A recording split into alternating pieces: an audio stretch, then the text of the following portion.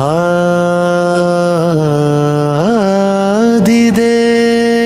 नमस्तुभ्यं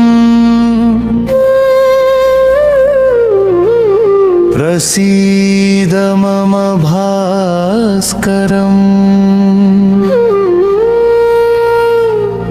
दिवाकर नमस्तुभ्यं प्रभाकर नमोऽस्तु ते।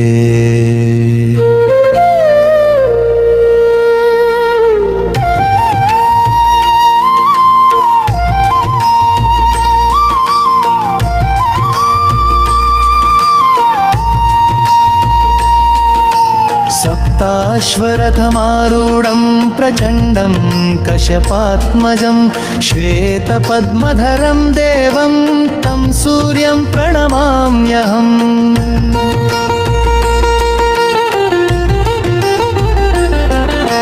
लोहितं रथमारूढं सर्वलोकपितामहं महापापहरं देवं तं सूर्यं प्रणमाम्यहम्।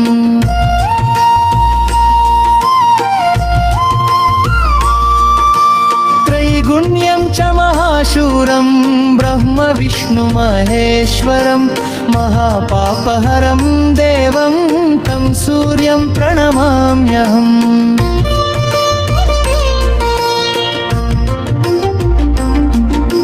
बृंहितं तेजसां पुञ्जं वायुमाकाशमेव च प्रभुं च सर्वलोकानां तं सूर्यं प्रणमाम्यहम्।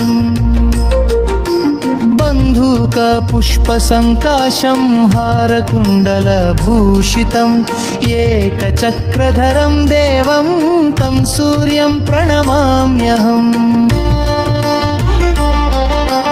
विश्वेशं विश्वकर्तारं महातेजः प्रदीपनं महापापहरं देवं तं सूर्यं प्रणमाम्यहम्।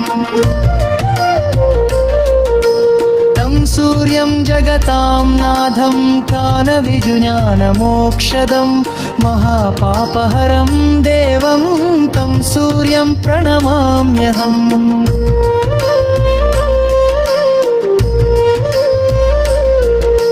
सूर्याष्टकं पठेन्नित्यं ग्रहपीडा प्रणाशनम् अपुत्रो लभते पुत्रं दरिद्रो धनवान् भवेत्।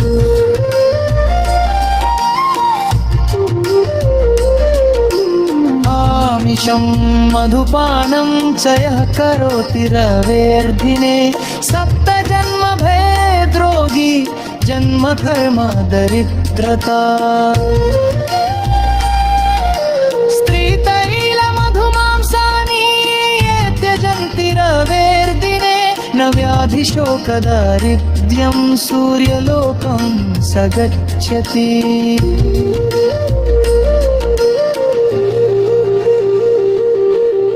इति श्री शिवप्रोक्तम् श्री सूर्याष्टकं सम्पूर्णम्।